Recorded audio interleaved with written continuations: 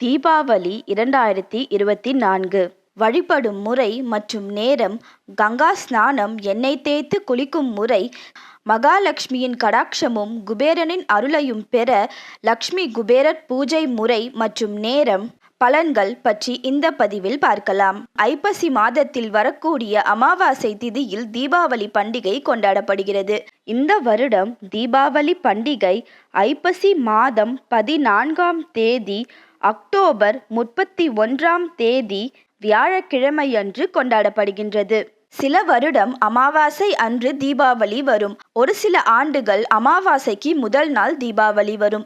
அமாவாசை திதி இந்த வருடம் அக்டோபர் 31ஆம் தேதி வியாழக்கிழமை மாலை 4:29 மணிக்கு தொடங்கி நவம்பர் 1ஆம் தேதி வெள்ளிக்கிழமை மாலை 6:25 மணிக்கு முடிவடைகிறது.